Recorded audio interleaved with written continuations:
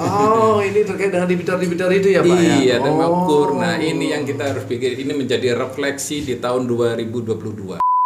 Karena sempat minus 14 kan untuk mengembalikan benar. itu karena beban ini berat. Iya. Ya, pariwisata adalah barometer, indikator pendapatan masyarakat Bali. Tentunya harapan Pak Ketum adalah pemerintah memberikan relaksasi lagi. Pak. Salah satu hal yang krusial lagi. Apa itu? Belum adanya sentralisasi data bagi para pelaku UMKM.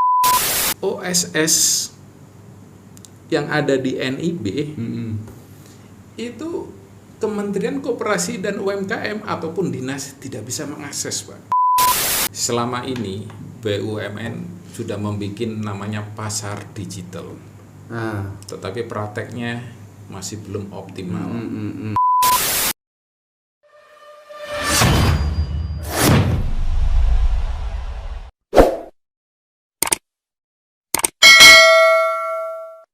Selamat datang di Jarak Podcast. Sore hari ini saya bersama Ketum Kopitu, Komite Pengusaha Mikro Kecil Menengah Indonesia Bersatu. Om Swastiastu Pak Yoyo. Ya, sebentar ya Pak Yoyo ya. Assalamualaikum warahmatullahi wabarakatuh. Salam sejahtera bagi kita semua. Namo Buddhaya, Namaste. Semoga kita sehat selalu dan Merry Christmas. Selamat Hari Raya Natal dan Tahun Baru. Semoga kita semuanya sehat menghadapi tahun 2023. Tentunya ada berita-berita ya, karena ini refleksi yang saya dengar dari ketumnya Kopitu. Saya ingin dengar.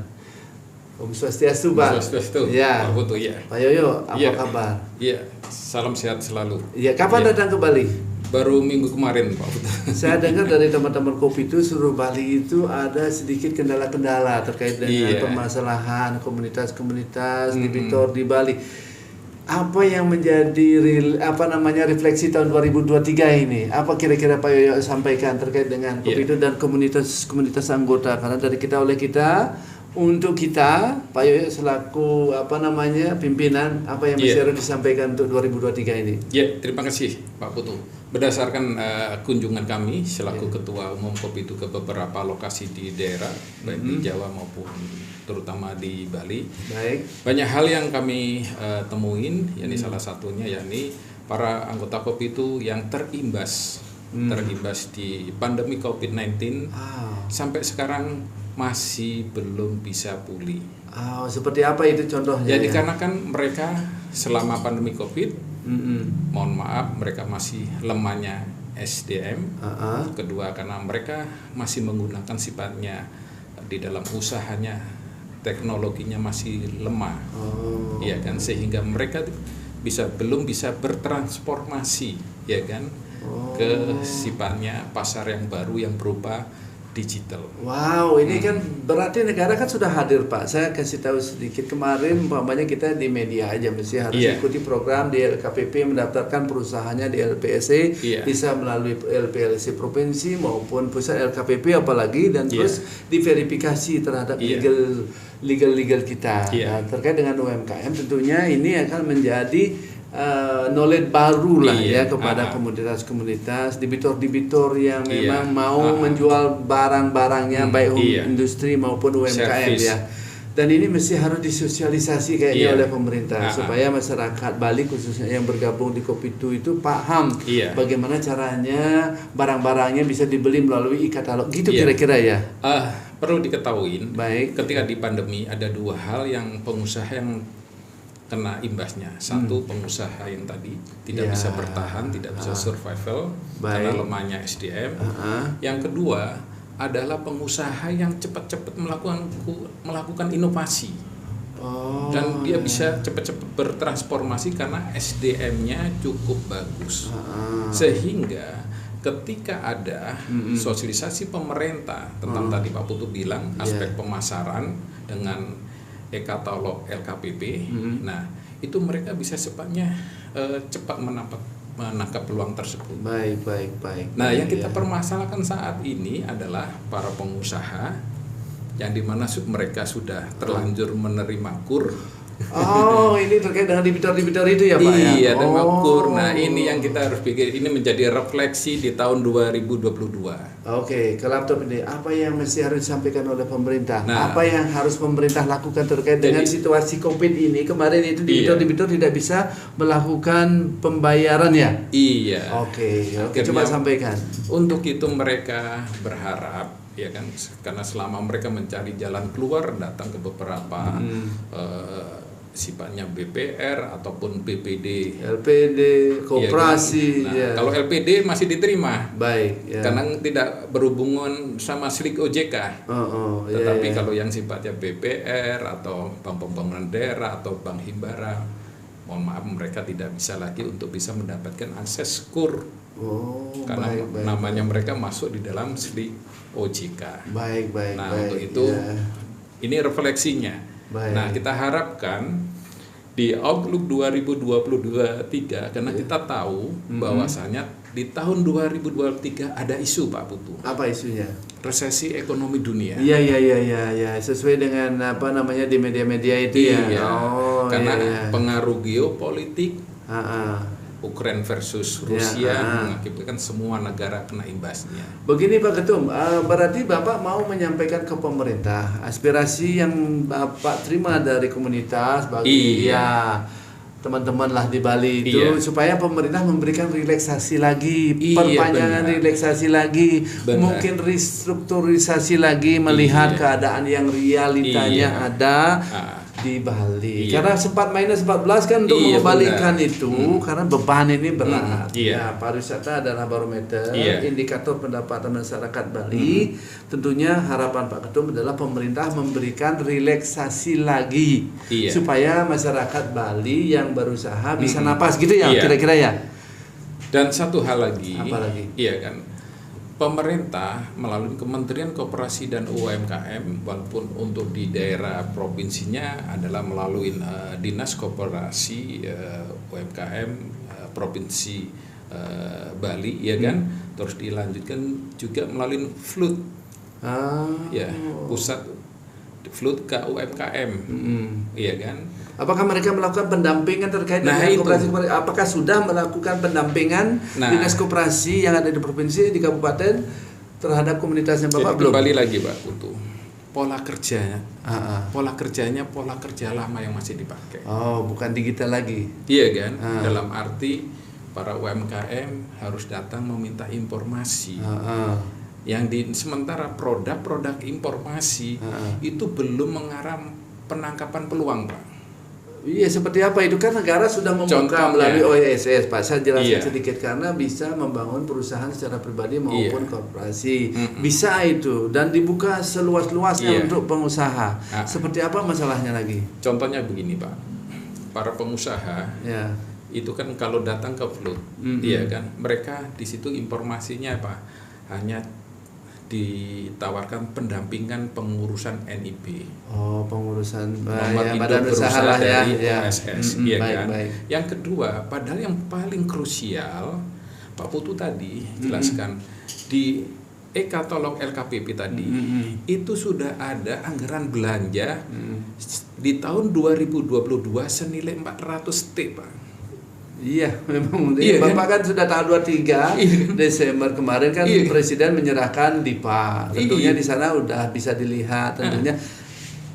Satuan 3 ya bagi teman-teman yang berusaha itu pasti sudah memahami karena jauh-jauh sudah diusulkan. Berarti masyarakat, komunitas Bapak belum paham itu. Bukan hanya komunitas kami, tetapi banyak para pelaku UMKM yang ada di posisi di Bali maupun posisi ada di luar Bali. Banyak yang sifatnya apa? Menunggu. Belum mengerti. Iya kan, belum mengerti. Hanya orang-orang tertentu, pengusaha tertentu yang dimana yang sifatnya kalau kita melihat dari cakupan dari Bappenas, dari harapan 2 juta UMKM itu yang mengeksekusi paling hanya 200 atau 300 ribu. Baik, hanya sebagian masyarakat yang bisa berpartisipasi terhadap. Padahal di situ sudah ada kue besar Pak. Iya kan? Negara sudah hadir Mbak, tapi SDM dia belum diberikan pendampingan ya. Iya kan, 400 T. Iya kan? Nggak usah mikir ngelihat ke sana sini ada. Sebentar Pak ya.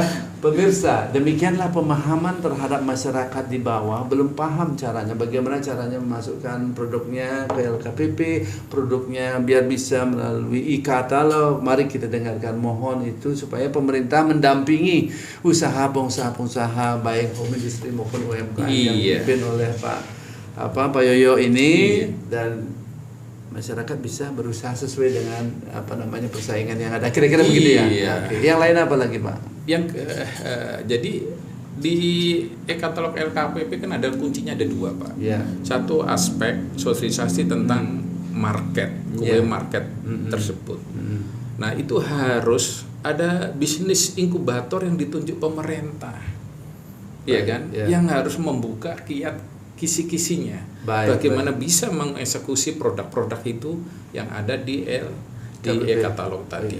Begini Pak, karena tentu nanti akan diverifikasi Pak, ya, umpamanya perusahaan Bapak yang mendaftarkan produknya, terus kayak media mesti harus mendaftarkan sesuai dengan KBLI-nya apa, semua sudah terstruktur sesuai dengan aturan sekarang. Tetapi sekarang masyarakat diharapkan negara itu hadir melakukan pendampingan dan memberikan knowledge kepada masyarakat melalui kadis-kadisnya, baik di provinsi maupun kabupaten, supaya masyarakat yang bergerak di bidang usaha kecil maupun menengah, apalagi yang sudah punya badan usaha, memahami produknya itu biar bisa orang belanja di e-katalog gitu ya Pak. Salah satu hal yang krusial lagi, apa itu? Belum adanya sentralisasi data bagi para pelaku UMKM. Berarti database ini ya. Iya, sekarang kalau kita melihat ada di negara tetangga kita, nggak usah jauh kita ngomong Australia atau New Zealand, yang ada di Singapura ataupun di Malaysia, para pelaku pengusaha UKM kelas level ultra mikro alias para pedagang, dari pemerintah mereka itu bukan dari para pelaku UKM datang ke tempatnya pemerintah, tetapi pemerintahnya datang mendata semua, jemput bola. Mereka didatain semua sehingga dimasukin data yang berupa mereka punya platform berupa website atau aplikasi, sehingga ketika pemerintah ada punya program contohnya market e-katalog LKPP, kan, datanya bisa langsung diakses. Mana itu yang kena pandemi, mana yang tidak kena pandemi. Nah sekarang Pak, OSS yang ada di NIB itu Kementerian Koperasi dan UMKM ataupun dinas tidak bisa mengakses Pak. Oh, mungkin internetnya down mungkin ya. Belum terintegrasi. Belum terintegrasi dengan. OSS hanya mengintegrasikan satu pajak, iya kan, ataupun dengan daerah-daerah, kan, itu semua. Tetapi yang di kementerian lain, yang dia harus memberikan jalan keluar atau memberikan jurus ampuh untuk penyakit para UMKM, ini nggak bisa mengakses Pak. Berarti homework bagi negara ini mesti harus hadir karena ini penting sekali terkait dengan data ya. Nah data itu sangat krusial sekali. Selama itu belum data yang terintegrasi dan tersentralisasi Pak.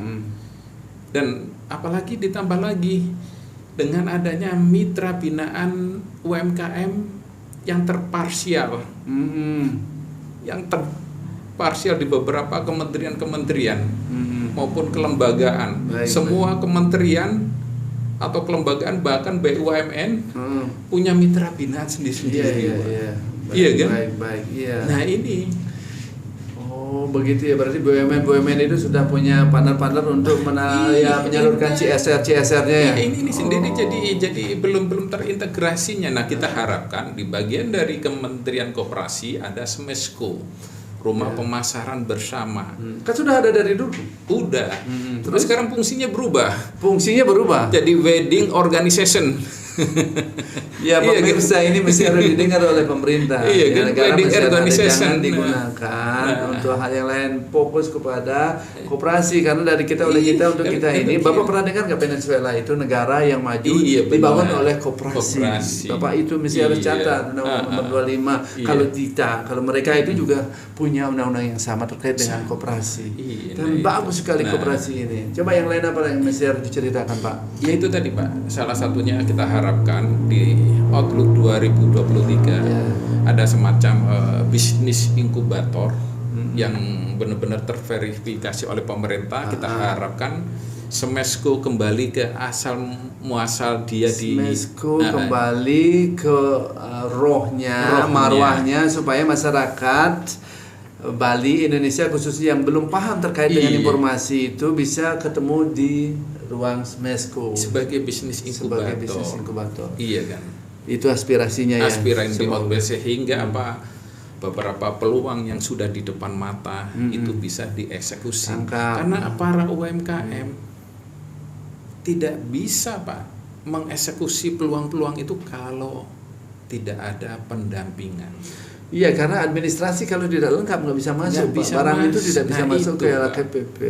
Dan itu memang disusun oleh negara supaya rapi, tidak ada KKN lagi gitu ya. Sehingga ini mesti harus kita ikuti. Kalau mau berbisnis, ikuti aturan sehingga kita bisa bersaing. Gitu tujuan negara itu bagus, Pak. Bagus, cuma harus siapa? Diikutin alur di bawahnya, Pak. Mesti harus disosialisasikan. Masyarakat yang di bawah ya untuk tidak terjadi nepotisme, tidak terjadi KKN. Kan program udah bagus sekali. Bagus semua. Iya, semuanya sudah digital. Iya kan? Sehingga kita bisa dari rumah dari mana aja bisa kerja. Nah, transformasi digital ya kalau tidak diikutin ya kan dengan para UMKM dan para UMKM tersebut bisa mengikuti tanda kutip yang SDM-nya masih di bawah rata-rata, tetap harus ada pendampingan, Pak. Baik. Iya, saya tertarik itu. Bagi teman-teman yang mau mungkin tidak mau belajar bisa datang ke jarakpodcast.com biar kami ajarkan untuk bagaimana caranya mendaftarkan produknya di LKPP. Supaya bisa nanti mengikuti persaingan itu di katalog. Benar, Pak Ketum. Itu ya maksudnya. Salah satunya itu tadi. Karena kan di katalog LKPP ya kan, karena saat ini, Pak, di resesi nanti di tahun 2023 kita udah nggak usah mikir ya kan, wong sudah ada kue di depan mata. Kalau konsep sudah betul, kan? Ya matang pemahaman produk ekonomi jalan, isu resesi, isu itu ya sudahlah lenyap itu kan? Lenyap itu yang kita harapkan. Oke, yang terakhir, bagaimana terkait dengan marketingnya, Pak? Kalau marketingnya tadi masalah finance, sekarang marketing terhadap produk-produk yang Bapak pimpin ini, Kopitu ini kan mesti harus menaungi banyak komunitas-komunitas. Apa jalan keluarnya? Bila mana produknya mereka tidak bisa dijual, way out-nya seperti apa? Pak Putu, nggak perlu pusing-pusing, Pak. Di depan mata market terbesar adalah e-katalog LKPP. Baik. Selama ini BUMN sudah membuat namanya pasar digital. Tetapi prakteknya masih belum optimal. Iya kan? Kedua, ada Sarina sudah membentuk retail Sarina juga tetap sama. Baik. Iya kan? Terus yang ketiga ada di pihak Smesco, iya kan? Nah, kita harapkan marketing itu kan kalau ini sudah ada market yang sudah ada anggaran dan pembayarannya juga jelas. Itu aja kan diurai, Pak. Baik. Iya kan? Itu diurai karena apa? Ini kan selama ini para UMKM secara digital digiring masuk ke marketplace, Pak. Peranan pemerintah, mohon maaf, di dalam marketplace kebanyakan marketplace e-commerce itu dikuasain oleh apa? Dari luar semua, Pak. Peranan pemerintah tidak ada proteksi sehingga ada istilah predatory pricing, Pak. Karena ini kita nggak bisa ngerim dengan e-commerce ini, Pak. karena semuanya bisa dilihat di Google. Sehingga ini solusi yang Bapak kasih seperti apa? Mungkin disampaikan. Jadi begini Pak, di dalam marketplace ada istilahnya predatory pricing. Nah, di kita ketika pasar itu dilempar bebas, itu sangat bahaya sekali. Karena pada prakteknya yang masuk bukan para pelaku UMKM, yang masuk adalah apa? Produk-produk dari luar yang diatur supply chain-nya sampai hilirisasi ke Indonesia. Dalam arti bagaimana? Mereka sudah membentuk sistem warehouse fulfillment center, Pak. Jadi contohnya dari negara stockpile sudah ada di sini gitu. Sudah ada, Pak. Jadi mau pesen bijian, udah ada di Indonesia. Ada di ini. Sementara mereka disubsidi, Pak. Oleh negaranya. Iya kan? Mereka tetap harga normal karena dibayarnya sebentar, harganya murah. Akhirnya UMKM kita itu udah nggak bisa bertahan. Jadi penonton berarti dari bisa bersaing ya. Bener, iya kan?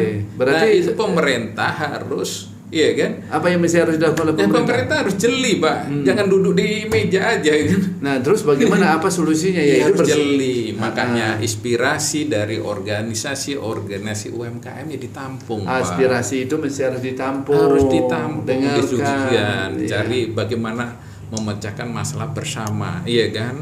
Semua masalah pasti ada jalan keluarnya. Baik. Gitu, Oke, Pak Yoyo, saya mengucapkan terima kasih banyak ini karena ini menjadi refleksi tahun 2023. Yang pertama itu terkait dengan finance. Banyak memang warga Bali yang tidak bisa napas, sesaknya, sesak napas karena membiayai keluarga, membiayai ABCD lah sampai minus dan pinjam ke kiri dan kanan dan sampai ada restrukturisasi, terus ada kur, masalah debitor kur dan tidak lancar karena tidak dikeluarkan lagi karena banyak mungkin yang blacklist, tidak bankable untuk diberikan karena tidak aktif di usahanya. Terus yang terakhir terkait dengan marketing, tidak usah pusing-pusing di e-katalog ya. Katalog LPS itu ada di daerah-daerah, Pak. Iya kan? Baru hanya dua ya, finance sama marketing. Ada, itu aja pemerintah bikin program di daerah-daerah. Pasar ini tinggal dibagi-bagi. Iya kan? Masyarakat di daerah udah hidup, Pak. Pak Yoyo cerdas sekali pendapatnya. Kan? Mudah-mudahan ini didengar ya. Siap, Pak Putu. Oke. Ada nggak yang mesti harus disampaikan kepada masyarakat Indonesia, khususnya Bapak di Bali nih? Silakan di Bali. Apa yang mesti harus dilakukan oleh masyarakat supaya menghadapi sistem ini, siap-siap atau mencari informasi supaya bisa bersaing di e-katalog? Bagaimana mesti harus disampaikan? Ya, kita berharap terutama di para pemangku ya kan, para pengambil kebijakan, yakni para dinas, koperasi dan UMKM. Di situ juga ada PLUT UMKM ya kan, yang ada di Gianyar. Nah, itu memang kembali lagi mereka sebagai rohnya dalam pendampingan ke masyarakat di Bali ya kan. Dengan mereka bisa sifatnya fokus langsung terjun ke lapangan ya, permasalahan-permasalahan di Bali yang Pak Put tadi bilang, pemulihan dari minus 14%, estimasinya 4 sampai 5 tahun.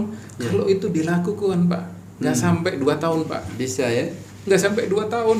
Ya kalau memang niat, iya kan, untuk menyelesaikan permasalahan semua, iya kan? Baik, itu, Pak Yoyo. Ya. Terima kasih Pak Yoyo, bincang-bincangnya sore hari ini begitu indah untuk menceritakan terkait dengan permasalahan debitor karena itu yang diharapkan bukan di koperasi saja.